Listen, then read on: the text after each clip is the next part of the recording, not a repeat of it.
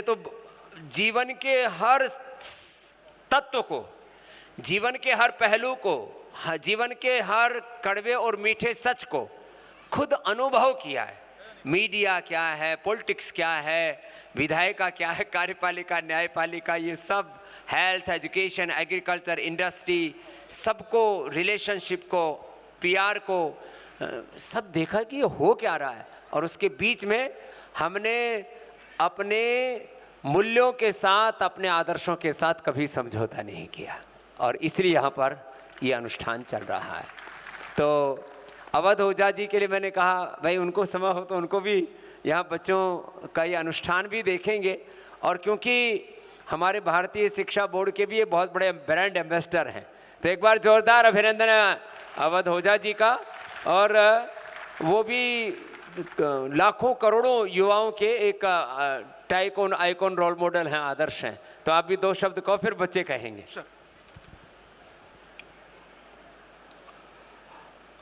श्रद्धेय स्वामी जी, एनपी सिंह जी और वर्मा सर, और यहाँ सभागार में उपस्थित सभी सम्मानीय जनों को मैं प्रणाम करता हूँ।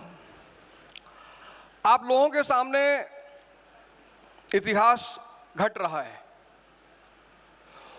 1947 में देश पैदा हुआ, नवजात शिशु, और उस नवजात शिशु के सामने दो बाहुबली, एक Undertaker United states of America और दूसरा खली यूएसएसआर। अब दो बाहुबलियों के सामने जब ये नवजात बच्चा आया तो यह हुआ कि अगर हम इस नवजात बच्चों को इस दो बाहुबली के सामने डाल देंगे, ये तो मार डालेंगे कूच के, और जहां बच्चा मरा देश खत्म। तो हमने डिसाइड किया 1947 में कि बंद अर्थव्यवस्था करेंगे, क्लोज्ड इकोनॉमी। पहले हम बच्चे को डाबर लाल तेल लगाएंगे, डाबर घुट्टी पिलाएंगे, और जब हमारा बच्चा इन बाहुबलियों से लड़ने की स्थिति में आएगा तब हम अपने बच्चे को मैदान में उतारेंगे। अब वो बच्चा आगे बढ़ता रहा, बढ़ता रहा, बढ़ता रहा। 1990 में एक दुर्घटना घट गई बच्चे के साथ, जबरदस्ती एक बहुत बड़ी दुर्घटना घट गई, बहुत बड़ी। और दुर्घटना घट गई LPG, liberalisation, privatisation, globalisation, LPG. और एलपीजी के पीछे पीछे आया एमपीआर। एलपीजी तो सबने सुना, लिबरलाइजेशन, प्राइवेटाइजेशन, ग्लोबलाइजेशन। एमपीआर आया पीछे पीछे साये की तरह। माया, पतन और रोग। लेकिन गीता एक बहुत जबरदस्त बात कहती, सारी कहती है, एक तो बहुत जबरदस्त, यदा यदा हि धर्मस्य ग्लानिर्भवति भारत अभ्युत्थानम् अधर्मस्य तदात्मानं सृजाम्यहम्, कि जब जब ये देश फंसेगा, दुनिया फंसेगी, तो मैं आऊंगा। तो 91 में एलपीजी और एमपीआर, और 1995 में पतंजलि योगपीठ। जब विदेशी कंपनियों और पूंजीपतियों ने भारत में मॉल बनाना शुरू किया, केलॉग्स खाओ, केलॉग्स, मतलब मक्का हम पैदा करें, 5 रुपए किलो हम अमेरिका को बेचें, और 200 रुपए का 100 ग्राम कॉर्नफ्लेक्स वो वापस हमको बेचे, मतलब फिर लूटे। तो महाराज जी का नहीं, पतंजलि का खाओ, पतंजलि का हम बना रहे हैं। 21वीं शताब्दी के इतिहास में के महानायक महाराज जी होंगे। जब चर्चा उठेगी कि 21वीं सदी में भारत को किसने संभाला, तो जो 10-12 नाम आएंगे उसमें एक प्रमुख नाम महाराज जी का होगा। स्वदेशी, मेरा हो मन स्वदेशी, मेरा हो तन स्वदेशी, मर जाऊं तो मेरा। महाराज जी जब इन विदेशी पूंजीपतियों ने मॉल खोलना शुरू किया, बोले अस्पताल खोलो, प्राइवेट हॉस्पिटल खोलो, तो महाराज जी ने कहा हम बता रहे हैं डायबिटीज कैसे कंट्रोल होगी। महाराज जी ने कहा हम थायराइड हम बता रहे हैं। महाराज जी ने कहा बीपी हम दे रहे हैं, हम दवा दे रहे हैं। क्योंकि जैसे ही अर्बनाइजेशन आएगा, नगरीकरण आएगा, बीमारियां साथ साथ आएगी। और जब पूंजीपतियों ने चारों तरफ शराब की दुकानें खोली, तो महाराज जी ने चारों तरफ योग ध्यान शिविर लगाए। इस देश को दोबारा कवच और कुंडल अगर किसी ने दिया, सूर्य से ही मिलेगा कवच और कुंडल। कवच यानी ध्यान, कुंडल यानी योग। और दोबारा इस देश को किसी ने कवच और कुंडल दिया तो महाराज जी ने दिया। अगर इस देश को अपने आप को बचाना है तो इस कवच और कुंडल को धारण करके रखना होगा। महाराज जी, मैं महर्षि पतंजलि की जन्मभूमि से आया हूँ, गोंडा से। मेरी सर्जरी हुई है दांतों की, तो वैसे भी मैं बहुत ज़्यादा महाराज जी बोल नहीं पाऊंगा, लेकिन मैं चाहता हूँ, मैं भारत शिक्षा बोर्ड से जुड़ा हुआ हूँ और इतना अच्छा लग रहा है। एक जगह विदेशी जब एक लास्ट लाइन बोलूँगा महाराज जी, जब ये विदेशी कंपनियां भारत आई तो ये हुआ कि यार पिज्ज़ा कैसे बेचेंगे, यार ये जीन्स कैसे बेचेंगे, ये बर्गर कैसे बेचेंगे, ये तो सत्तू खाने वाला देश है, ये तो बाटी चोखा खाने वाला देश है, ये तो गन्ने का जूस पीने वाला देश है, कैसे कहेंगे ठंडा मतलब कोको कोला। तो उन पूंजीपतियों से कहा, उन पूंजीपतियों ने कहा कि कोई चिंता की बात नहीं है, किसी भी देश की अगर दिशा बदलनी हो तो वहां की शिक्षा बदल दो। तो 91 के बाद इतने मिशनरी प्राइवेट स्कूल, इतने, और उन प्राइवेट स्कूलों में, मिशनरी स्कूलों में अगर बच्चा बाटी चोखा लेके चला गया, मेरी बेटी लेके चली गई, तो उसकी क्लास टीचर ने कहा this is it's backward food. मैंने कहा बहन जी बैकवर्ड? बहन जी इसको खा के हमारे बाबा भैंस को पकड़ लेते थे इसे हाथ से। बहन जी आप छिपकली देख के भाग जाती हो, आप कॉकरोच देख के बेहोश हो जाते हो, और आप इसको बैकवर्ड फूड कर रहे हो। बहन जी यही तो भारत की शान है। तो ये लिबरलाइजेशन अकेले नहीं आया, वो अपने साथ अपने प्रचारक लाया, स्कूल, और उन स्कूलों ने ये कहा कि अगर आप लेवाइस की जीन्स पहनते हैं तो आप बड़े आदमी हैं, अगर आप राडो पहनते हैं तो आप बड़े आदमी हैं। सर ये 400 रुपए का कुर्ता है, और 400 रुपए की कुर्ते के पहनकर आज मैं महाराज जी के यहाँ गेस्ट हूं। ये ज्ञान की कीमत है।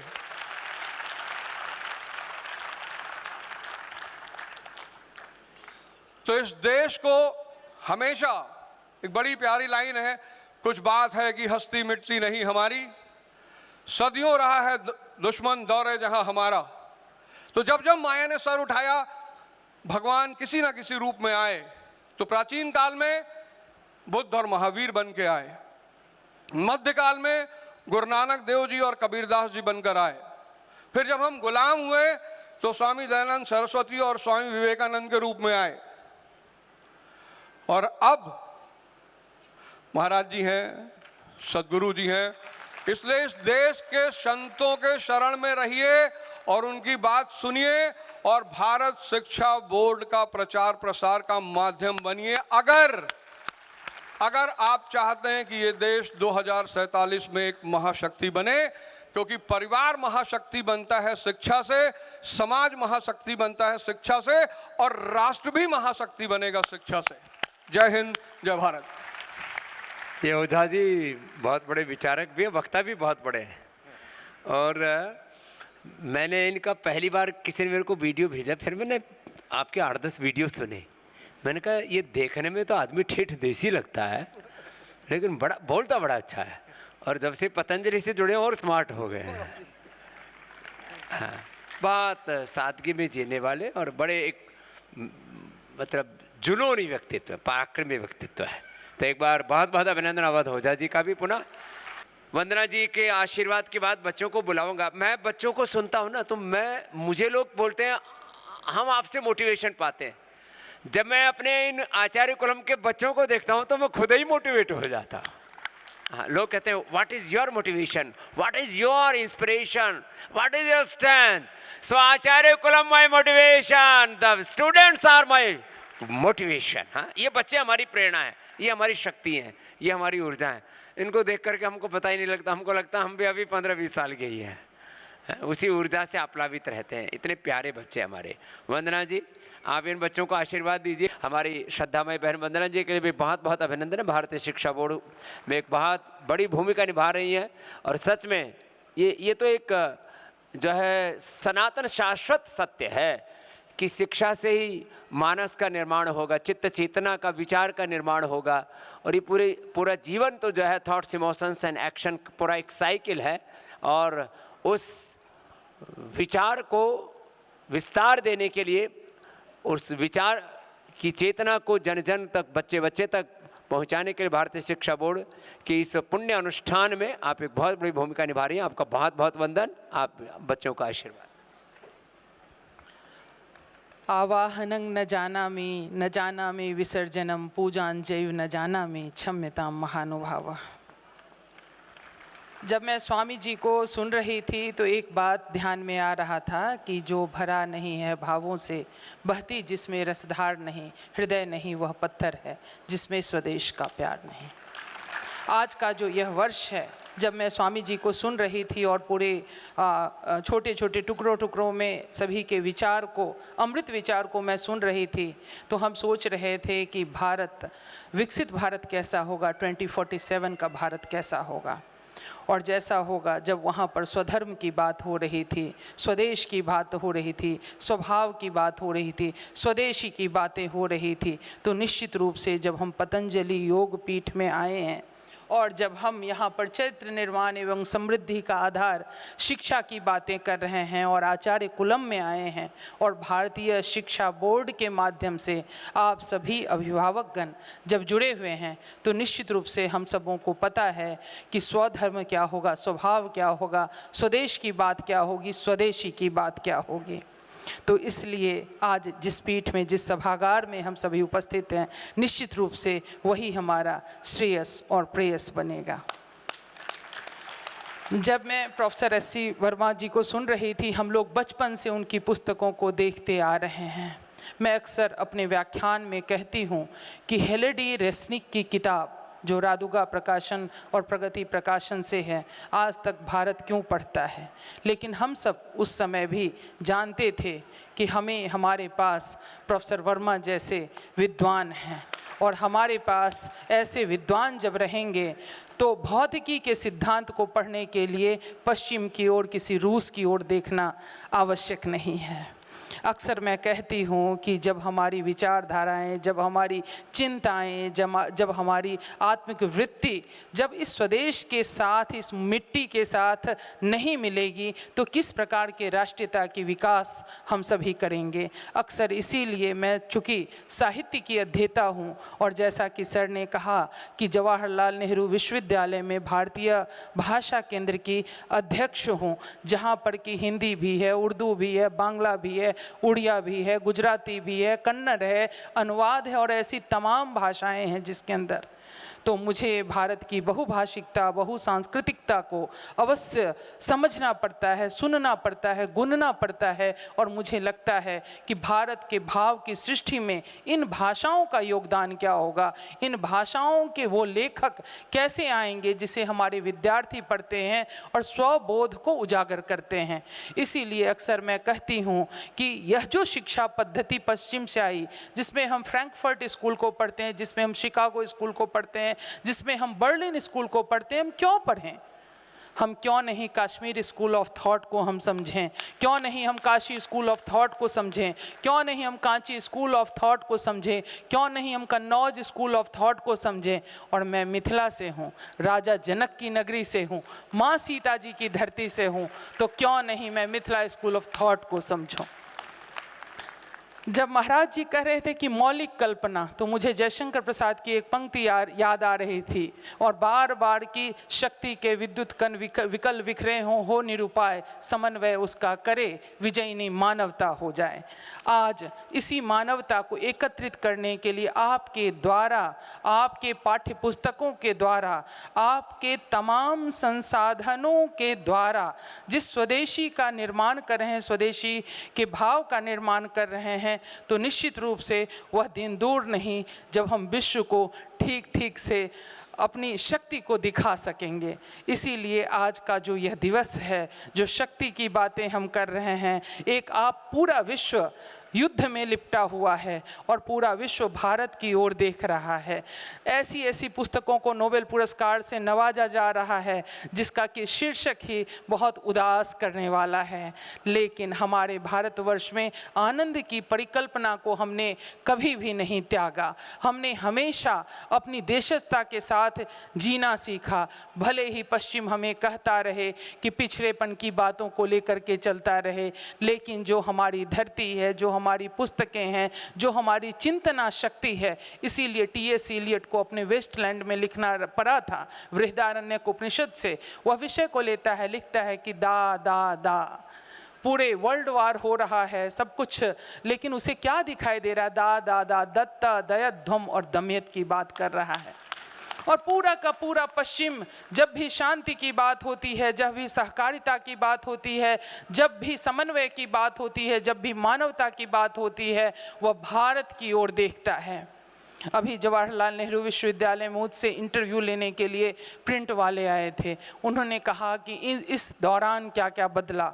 हमने कहा कि आप देखिए जवाहरलाल नेहरू विश्वविद्यालय का कैलेंडर, आप देखिए कि वहाँ पर कौन कौन है। लोकमाता अहिल्याबाई होलकर हैं वहाँ पर अग्नि पुराण की पुस्तकें हैं और ऐसी तमाम चीज़ें हैं, यज्ञ आदि कर्म के उसमें चित्र थे। हमने कहा क्या बदला है। इसीलिए हमारी भारतीय विचारधारा को, विचारना शक्ति को जब हटाने की कोशिश की गई तो खंड खंड अखंड टुकड़ों में जब लोग बंटने लगे तो फिर भारत ने उसको, भारत की शक्ति ने, भारत के वेद वेदांत ने, भारत के अध्ययन ने, भारत की पद्धति ने उन्हें भारतीयता का बोध कराया।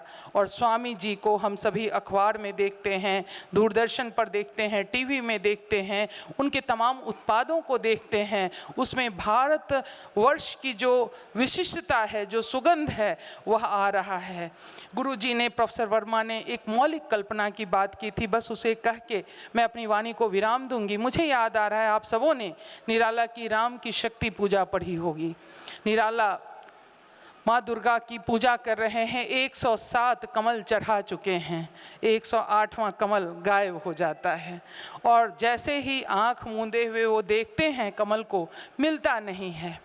बहुत दुखी हो जाते हैं कि सारी संपूर्णता की ओर हम बढ़ रहे थे और 108वां कमल कहाँ गया, ये कैसे पूजन विधि जो है यह कैसे पूरी होगी। और बहुत दुखी में धिक जीवन जो पाता ही आया विरोध, धिक जीवन जिसके लिए करता ही रहा शोध।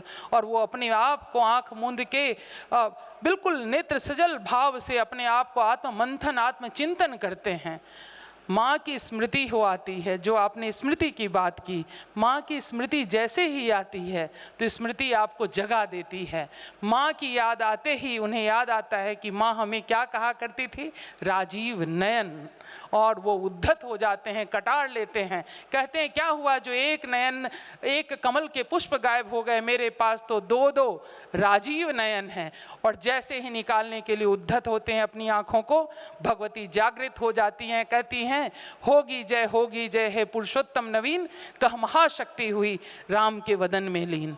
आज जिस भारत में हम जी रहे हैं वह महाशक्तिशाली भारत है। 2047-30 ट्रिलियन डॉलर की बात तो बाद में हम करेंगे। स्वामी जी को सुनते हुए मुझे लग रहा था कि जहां इन बच्चों के कार्यक्रम को देखते हुए भारत की जीवंतता को, हम कृषि परकता को, उद्योग धंधे को, खेती को, किसानी को, तमाम तरह की चीज़ों को, जो डाइक्लोफेमिक रिएक्शन हमारे जीवन में हो रहे थे, जिस प्रकार की जैविकता की बातें वो कर रहे थे और हम लोग अपने जीवन में उसी लिए उस उत्पाद की ओर मर रहे हैं, जा रहे हैं और अपने भोजन में ला रहे हैं, निश्चित रूप से पढ़ाई में, लिखाई में। और इसीलिए भारतीय शिक्षा बोर्ड की आप पुस्तकों को देखेंगे, जिस जैविकता की बात हमने अपने खाद्य में कर रहे हैं, वही जैविकता की बात हम अपनी पुस्तकों में कर रहे हैं। यदि हमें अब जैविक खाना चाहिए, जैविक ऑर्गेनिक फूड चाहिए, तो ऑर्गेनिक थॉट क्यों नहीं चाहिए? और ऑर्गेनिक थॉट में हम चलेंगे तो हमें भारत की वे तमाम भाषाएं भी चाहिए, भारत की वह जीवन पद्धति भी चाहिए, भारतीय भावों से भरी हुई शिक्षा भी चाहिए।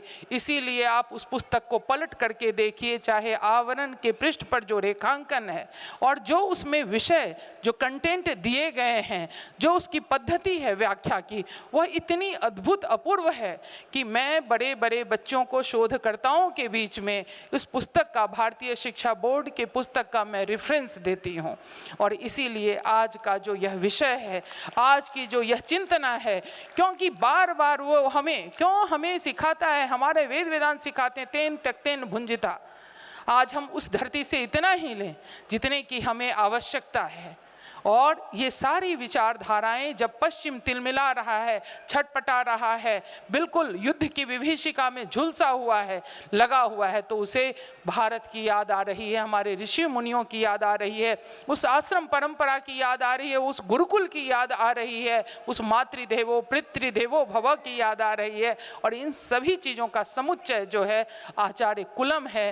और जिस भारतीय शिक्षा बोर्ड की पुस्तकों पर हम काम कर रहे हैं, आप उसमें पढ़िए, आपको एक संस्कारित बालक मिलेगा। आप इतने ताकतवर अभिभावक बनिए कि अपने बच्चों को आचार्य कुलम में डालिए। आप देखिए अंग्रेजी स्कूल के बच्चों को, उनके मुंह से गालियां निकलती हैं, उनके अंदर धैर्य नहीं है, पेशेंस नहीं है, वो बिल्कुल अनावश्यक रूप से डायलेमेटिक मूड में रहते हैं, वो जीवन के आनंद को नहीं ले पा रहे हैं, वो प्रकृति को नहीं देख रहे हैं, भारत की नदियों को नहीं देख रहे हैं। भारत में जो व्यक्ति रहेगा वह गंगा, कावेरी, ब्रह्मपुत्र की चर्चा करेगा, वो मिसिसिपी, नाइल और टेम्स नदी की चर्चा नहीं करेगा। यदि हमें भारत में रहना है, भारत को जानना है, तो हम स्काई लार्क और पैंसी के फूलों की बात नहीं करेंगे, हम गेंदा, गुलाब और चमेली और बेला के फूलों की बात करेंगे। इसलिए भारत का बोध होना जरूरी है, क्योंकि हमारे देश के लोग जब बाहर जाते हैं, जब उनको एबोरिजिनल इंडियन कह के मार करके भगाया जाता है, जब उनकी हत्या की जाती है, तब हमें अपना देश बहुत याद आता है। और तब जब ऐसे समय में, संकटपूर्ण समय में, हमें जो उस संकट से निकालने का जो कार्य है, जिस तरह से आचार्य कुलम और उसके माध्यम से जो भारतीय शिक्षा बोर्ड की जो पुस्तकें हैं ऐसे बच्चों के भविष्य का निर्माण कर रही हैं, तो उस भारतीयता के बोध के साथ, उस देशस्था के साथ हमें उस महाविद्यालय में, उस स्कूल में जाना है। नहीं तो यदि ऐसा नहीं होता तो इतने सारे ओल्ड एज होम नहीं खुले होते। आपको चाहिए, अभिभावक ओल्ड एज होम में नहीं जाना चाहते हैं तो आप अपने बच्चों को ऐसे स्कूल में भेजिए जहां पर कि परिवार की शिक्षा मिलेगी, जहां अपने देश की शिक्षा मिलेगी, अपने परिवेश की शिक्षा मिलेगी, और इसीलिए अपने परिप्रेक्ष्य की भी चर्चा हम सबों को मिलेगी। बहुत बहुत धन्यवाद आप लोगों को कि आपने बुलाया मुझे। वो आचरण की सभ्यता की बात जब कर रहे थे उपेंद्र जी, तो मुझे गेहूं और गुलाब की याद आ रही थी।